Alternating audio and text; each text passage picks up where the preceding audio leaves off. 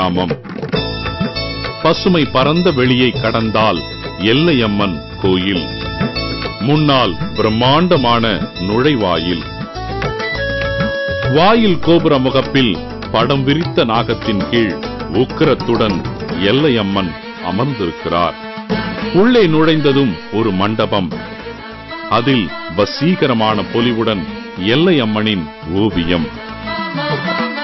மரங்களில் அங்கங்கே கட்டப்பட்டிருக்கும் துணித்தொட்டில்கள். நாகப்பீடமும் விநாயகர் சிலையும் அடுத்தடுத்து இருக்கின்றன. இந்த கோயில் ஏறக்குறைய 150 வருஷத்துக்கு முன்னாடி இருக்குதுன்னு சொல்றாங்க. எங்களுக்கு ஒரு 50-60 வருஷமா தான் இதை பத்தி நாங்க தெரிஞ்சுன்னு வரோம். இப்ப நாங்க 70ல இருந்து ஆரம்பிச்சு இதை விமர்சையா ஒரு வருஷமும் ஜனங்க அதிகமா வர வர ரொம்ப விமர்சையா நடந்துன்னு இருக்குது. இது இந்த அம்மனுடைய சக்தி என்று சொல்லலாம். ஒரு கோவில் உருவாகிறதுக்கு பின்னாடி எத்தனை வேண்டுதல்கள் இருக்கு தெரியுமா? பல வருடங்களுக்கு முன்னாடி வயதான ஒரு அம்மாக்கு பெரியம்மை வந்திருக்கு. பெரியம்மை குணமானா இந்த கோவில் கட்டுறதா அவங்க வேண்டிட்டு இருக்கிறாங்க. அதுக்கேத்த மாதிரி இந்த கோவிலும் கட்டி இருக்கிறாங்க. அப்போ ஒரு வேண்டுதல் நிறைவேறினதுனால இந்த கோவில் உருவாகி இருக்கு. இப்ப இந்த கோவில்ல எத்தனை வேண்டுதல்கள் நடக்குது தெரியுமா? கருவறைக்கு முன் இன்னொரு மண்டபம்.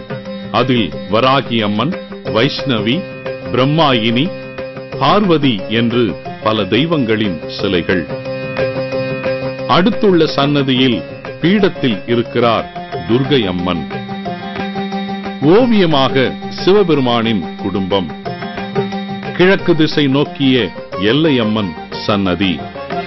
அதன் முகப்பில் அசுரனை வதைத்த தோற்றத்தில் எல்லையம்மன். இருபுறமும் காவல் தெய்வங்கள். எதிரில் எலுமிச்சை குத்தப்பட்ட பொன்னிற திரிசூலம் நிற்கிறது. எங்களுடைய குழந்தைக்கு சரிவர நடக்காமல் இருந்தது. அந்த நேரத்தில் அம்மனை வேண்டி அந்த காப்பு கட்டுவாங்க கையில. அதை கட்டி இது பண்ண பிற்பாடு எங்க குழந்தை நல்லா நடக்க ஆரம்பிச்சான். இப்ப நல்லபடியா இருக்கிறோம். நாங்க நேர்த்திக்கடன் செய்யறோம். வேப்பஞ்சலை, அர்த்தண்டம், அந்த மாதிரியான நேர்த்திக்கடன் எல்லாம் செய்யறோம். இங்க நம்பிக்கையோட எல்லையம்மனை வழிபடுற பக்தர்களுடைய வாழ்க்கையில அவங்களுக்கு முக்கியமான இடம் இருக்குங்கிறத பக்தர்களுடைய அனுபவங்களே சொல்லுது. அர்த்த மண்டபத்தில் எல்லையம்மனின் உற்சவர் சிலை. மஞ்சள் உடுத்திய இந்த அம்மனைத்தான் திருவிழாவின் போது ஊர்வலமாக எடுத்து வருகிறார்கள். அடுத்து கருவறை. 5 தலை நாகத்தின் நிழலில் பீடத்தில் ஆயுதங்களுடன் அமர்ந்திருக்கிறார் எல்லையம்மன். அம்மனின் காலடியில் கழுத்தளவு தோற்றத்தில் இன்னொரு சிலை. அம்மனுக்கு பூஜை நடக்கிறது. முன்னால் நின்று வணங்குகிறார்கள் பக்தர்கள். விஜயவாடால இருந்து எங்க அக்காவும் என் தங்கச்சி புள்ளிய காப்பாத்தினாலே அதே மாதிரி அந்த எல்லையம்மால நினைச்சுன்னு நானும் செய்யறேன்ட்டு எப்படியாவது எங்க அக்கா வரலன்னா கூட சரி, கனவுல போய் பாம்பாவது பயந்துக்குன்னு ஓடியாந்து இன்னமும் வருஷம் ஆடு வெட்டுறது, கோழி வெட்டுறது, வேப்பஞ்சாலை கொடுக்குறது. திருவிழா முடிஞ்சிட்டா கூட அந்த செய்யணும்ட்டு செஞ்சுட்டு போறாங்க. கொஞ்சம் சமீப காலத்துல எனக்கு எங்க வீட்லயும் கொஞ்சம் பிரச்சனை. அதனால வீட்டுல இருந்து கொஞ்சம் வெளியே வந்துட்டேன். இந்த அம்மன் கோயிலோடதான் நான் 1 மாசமா நான் ரொம்ப கஷ்டப்பட்டேன். ஆனா இந்த அம்மன் தான் என்னை இந்த இடத்த விட்டு போவிடாம இந்த இடத்துல எனக்கு ஒரு குடிசை போட்டு இப்ப நான் அந்த அம்மா பக்கத்துலதான் இருக்கேன். எனக்கு எந்த ஒரு கஷ்டம் வந்தாலும் இன்னைக்கு அந்த அம்மா தான் என்னை காப்பாத்திட்டு வராங்க. திருவிழாங்கிறது வெறும் விழா மட்டும் இல்லைங்க. கிராமம் நகரம்னு பாகுபாடு இல்லாம எல்லாருமே கலந்துக்கிற விழா தான் திருவிழா. இங்கேயும் அப்படிதான். திருவிழா சமயத்துல எல்லார் வீட்லயும் உறவினர்கள் ஒன்று கூடி திருவிழால கலந்துகிட்டு அன்னதானம் பண்றத ரொம்ப சிறப்பா சொல்றாங்க.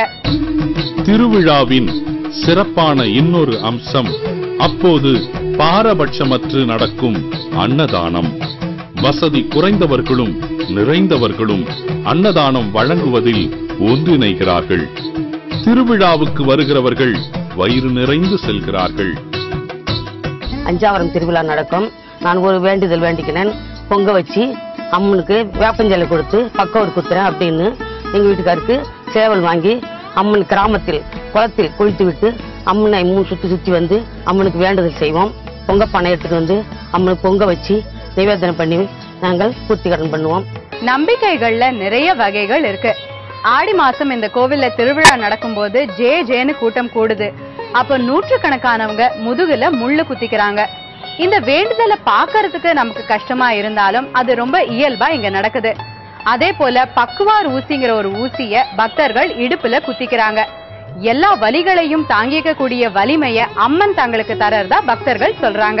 நேர்த்திக்கடன் செலுத்துறதுக்கு வெளியூர் ஜனங்களும் வராங்க. இங்க முள் குத்தி ஒரு பெரிய நிகழ்ச்சி ஏற்படும். அதாவது ஒரு 100 பேருக்கு முதுகுல அலகு குத்திக்கிட்டு ஊர்வலமா அந்த கிராமம் பூராவும் சுத்தி வருவாங்க. எங்களுக்கு வந்து எங்க வீட்டுக்காருக்கு ரொம்ப சீரியஸா தான் இருந்தது. அதுக்கப்புறம் நான் இந்த முள்ளு குத்துனதுக்கு அப்புறம் இந்த வேண்டுதலை செஞ்சேன். இடுப்புல அந்த முள்ளு குத்தி ஊசி குத்தி நாங்க இட்டுன்னு வந்து கோயில படுக்க வச்சோம். நல்லா ஆயிடுச்சு. எங்க வீட்டுக்காரும் கை காலோட இப்ப நல்லா இருக்கும். ஆடி மாதத்தில் திருவிழா நடக்கிறது. அப்போது முதுகில் அலகு குத்தி அம்மனுக்கு முன்னால் ஊர்வலமாக வருவது சிறப்பான நிகழ்வாக நடக்கிறது.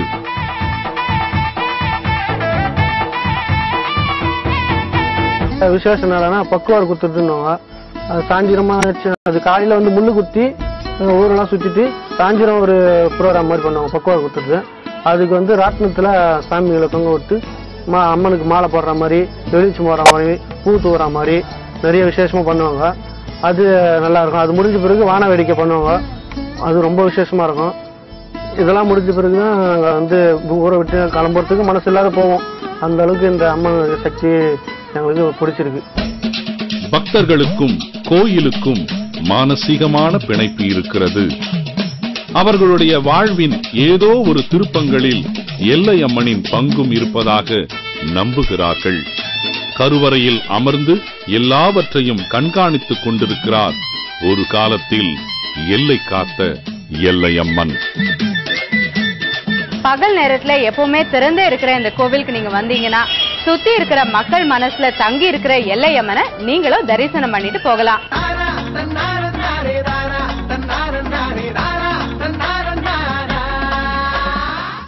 இன்னைக்கு எங்க குலசாமி சிறப்பு பகுதியில திரைப்பட நடிகர் திரு முத்துக்காளை அவர்கள் அவருடைய குலசாமி பத்தி நமக்காக சொல்ல இருக்காரு. என்ன சொல்றாருன்னு பார்க்கலாம்.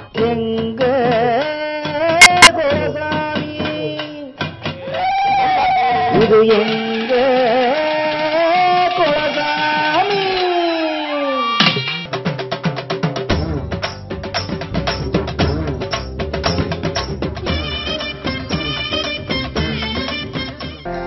ஜெயா டிவி நேயர்களுக்கு இந்த காமெடி நடிகர் முத்துக்காளையின் பணிவான வணக்கம். இப்ப நான் உங்களை சந்திக்கிறது வந்து தாய் மண்ணின் சாமிகள், அதாவது என்னுடைய குலதெய்வத்தை பத்தி உங்களோட பகிர்ந்துக்க போறேன். ஏன்னா ஒவ்வொரு மனிதருக்கும் அவனுடைய குலதெய்வத்தை பற்றி தெரிஞ்சுக்கணும். சாமி கும்பிடுங்கிறது பாரம்பரியமா நடந்துக்கிட்டு வர்ற நிகழ்ச்சிகள். அதனால என்னுடைய குலதெய்வத்தை பற்றி உங்களோட பகிர்ந்துக்க போறேன். என்னுடைய கோயில் எங்க இருக்குன்னா விருதுநகர் மாவட்டம் Rajapalayam to Alangulam cement factory போற வழியில சத்திரப்பட்டின்னு ஒரு ஊர் இருக்கு. அது பெரிய பிரபலமான ஊர். சத்திரப்பட்டிக்கு பக்கத்துல ஐயனாபுரம்னு ஒரு ஊர் இருக்கு. ஐயனாபுரத்துக்கும் என்னுடைய ஊர் வந்து சங்கம்பட்டி. இந்த ஐயனாபுரத்துக்கும் சங்கம்பட்டிக்கும் சென்ட்ரா இருக்கு ஒரு மெயின் ரோடு. மெயின் ரோட்ல வந்து லெப்ட் சைடு பார்த்தா வந்து கம்மாக்கரை. இந்த கம்மாக்கரைக்கு ஆப்போசிட்ல இந்த மயானத்துக்கும் இந்த கோயிலுக்கும் நேர இருக்கும் இந்த கோயில். இந்த குலதெய்வம் கோயில் பேர் வந்து ஒரு சொல் வாசன். ஒரு சொல் வாசன் வாசன் யாரு? சிவனுடைய பேர். அது ஒரு சொல் வாசன் பேர் எப்படி வந்துச்சுன்னா ஒரு சொல்லுக்கு கட்டுப்படணும் அப்படிங்கிற அந்த இது மூலியமா தான் வந்தது அந்த கோயிலுக்கு வச்சிருந்தாங்க. பட் எல்லா இடத்துலையும் சிவன் கோயில் வந்து அந்த மேடைக்கு மேல இருக்கும். பட் என்னுடைய கோயில்ல வந்து ஒரு பூமிக்கு அடியில் இருக்கும். அதே மாதிரி வாசல் பாத்தீங்கன்னா எல்லா இடத்துலையும் வாசல் வந்து தலைகளை இடிக்காத அளவுக்கு தான் எல்லா கோயிலும் வச்சிருப்பாங்க. ஆனா எங்க கோயில்ல வந்து 4 அடி தான் இருக்கும் வாசல். அது எவ்வளவு பெரிய கோடீஸ்வரனா இருந்தா கூட குடிஞ்சு பணிஞ்சுதான் வரணும் அப்படிங்கிறதுக்காக எல்லோரும் சமம் அப்படின்னு மக்கள் உணர்வுங்கிறதுக்காக இந்த மாதிரி வந்து முன்னோர்கள் வந்து வச்சிருக்கிறாங்க. இந்த கோயில் உருவான விதம்னு பாத்தீங்கன்னா இந்த கம்மாக்கரை, அந்த கம்மாயில உள்ள தண்ணி தான் வந்து அந்த ஏக்கர் 100 ஏக்கர் பாசனத்துக்கு நெல் பாசனத்துக்கு யூஸ் பண்ணுவாங்க. அதனால அந்த கம்மா நிறைஞ்சு அந்த கம்மா உடஞ்சிச்சுன்னா இந்த பக்கம் ஒரு ஊர் அழிஞ்சு போகும், இந்த பக்கம் ஒரு ஊர் அழிஞ்சு போகும். அதே மாதிரி வந்து அந்த நெல் பயிரெல்லாம் வந்து 500 ஏக்கர் நாசமா போகும். அதுக்காக வந்து ஒரு தெய்வம் ஒன்று இருந்தா நமக்கு பாதுகாப்பா இருக்கும் அப்படின்னு சொல்லி அந்த கோயிலை உருவாக்குனாங்க. எனக்கு தெரிஞ்சு கிட்டத்தட்ட ஒரு 10 தடவை வந்து அந்த கோயில் கம்மா நிறைஞ்சு உடையிற ஸ்டேஜில் இருக்கும். அது என்னமோ அந்த ஒரு சொல் வாசன்கிற தெய்வம் தான் வந்து அது உடையாம காப்பாத்தினதா எங்களுடைய நம்பிக்கையில அந்த கோயில் நாங்கள் வழிபட்டு வரோம். அதில் நேர்த்திக்கடன் எப்படி செலுத்துவாங்கன்னா சில பேர் மொட்டை எடுப்பாங்க, சில பேர் தீச்சட்டி ஏந்தி தீக்குள்ள இறங்குவாங்க.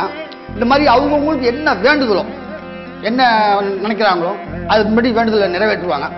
அந்த மாதிரி அந்த நேர்த்திக்கடனை வந்து செலுத்துறதுனால தான் நினைத்த காரியங்கள், நல்ல காரியங்கள் நடக்கும் அப்படிங்கிற நம்பிக்கை எல்லாத்துக்குமே இருக்கு. எங்க குலதெய்வம் கோயிலுக்கு ஒரு பெரிய பெருமை என்னன்னு கேட்டா, பெரிய பெரிய மன்னர்கள்லாம் வந்து சாமி கும்பிட்டு போருக்கு போயிருக்காங்க. அதில் குறிப்பா சொல்லணும்னா, வெள்ளைக்காரனை எதிர்த்து போராடிய மாவீரன் புலித்தேவன் கூட வந்து அங்க வந்து சாமி கும்பிட்டு போனதா ஒரு வரலாறு சொல்றாங்க. நான் வந்து பேசிக்கா வந்து நான் ஒரு ஸ்டண்ட்மேன். நான் சினிமாவில் வந்து காமெடி நடிகராக ஆகணும்னு ஆசைப்பட்டு நான் வரல, ஒரு ஃபைட்டர் ஆகணும்னு ஆசைப்பட்டு வந்தேன். பட் அதுக்கான கலையை வந்து கற்றுக்கணும். முறைப்படி கற்றுக்கிட்டா தான் வந்து ஸ்டண்ட் மெம்பர் ஆக முடியும். அதனால் வந்து முறைப்படி கராத்தே கற்றுக்கிட்டேன். திருவள்ளிபுத்தூர், மதுரையிலிருந்தெல்லாம் மாஸ்டர்லாம் கூட்டு வந்து நானும் என்னுடைய நண்பர்கள் ஒரு நண்பர்கள்லாம் கராத்தே கற்றுக்கிட்டோம். கற்றுக்கிட்ட இடம் எங்கன்னு கேட்டிங்கன்னா, அந்த கோயில் அடிவாசலில் தான் நான் வந்து கற்றுக்கிட்டேன். எல்லாம் போய் சண்டில் சேர முடியுமா, அது எவ்வளோ முடியாதுன்னு சொல்லுவாங்க. இதுக்கு என்னுடைய குலதெய்வம் இருக்குது, ஒன்றும் பிரச்சனை இல்லை, அவளை நம்பி நான் போகிறேன், ஆனால் சேராமல் வரமாட்டேன் அப்படின்னு நம்பிக்கையோடு வந்தேன். உள்ள நுழைஞ்சு நானும் மெம்பராக சேர்ந்தேன். மெம்பராக சேர்ந்து முதல்ல போயிட்டு அந்த சாமி காலில் தான் விழுந்து என்னை வந்து மெம்பராக சேர்த்ததுக்கு என்னுடைய ஆசீர்வாதம் தான் காரணம்.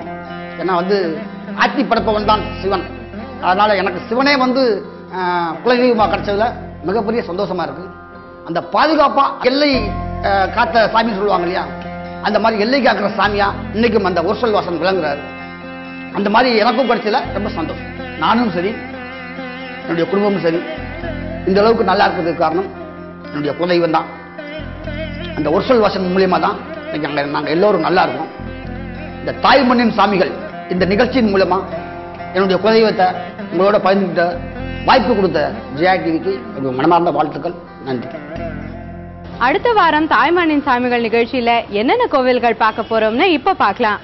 அடுத்த வாரம் இயற்கையின் அற்புதமான மலையில் அமைந்திருக்கும் பசுமையான கோயில், பல அற்புதங்களை நிகழ்த்திய அம்மன், வித்தியாசமாக நடக்கும் சடங்குகள், பாரம்பரியமான நடனங்கள், அலகு குத்திய ஊர்வலங்கள்.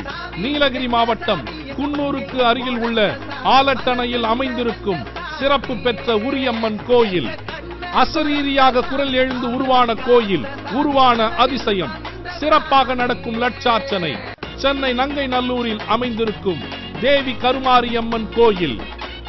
எங்க குலசாமி சிறப்பு பகுதியில் தன்னுடைய குலசாமியை பற்றி பாசத்துடன் பகிர்ந்து கொள்கிறார். கானா பாடல்கள் மூலம் திரைப்படங்களிலும் உங்களுக்கு நன்கு அறிமுகமான கானா உலகநாதன் அவர்கள். வாழ மீனுக்க வெளுங்க மீனுக்க கல்யாணம், அந்த சென்னா குனி கூட்டம் எல்லாம் ஊர்கோலம். இன்றைய நிகழ்ச்சியில நீங்க பார்த்த மாதிரியான கிராமப்புற கோவில்கள் இல்லனா சித்தர்கள் மகான்களுடைய சமாதிகள் உங்க ஊர்ல இருக்கு. இந்த தாய்மண்ணின் சாமிகள் நிகழ்ச்சியில அவை இடம்பெறணும்னு ஆசைப்பட்டீங்கன்னா எங்களுக்கு எழுதி அனுப்புங்க. உங்க சாமியுடைய வரலாறு, ஊருக்கு வர வழி, திருவிழா பற்றிய விவரங்கள் எல்லாமே தெளிவா எங்களுக்கு எழுதி அனுப்பணும். முகவரி சொல்றேன், குறிச்சுக்கோங்க. தாய்மண்ணின் சாமிகள், ஜெயா டிவி, தபால் பெட்டி எண் 3173, சென்னை 32.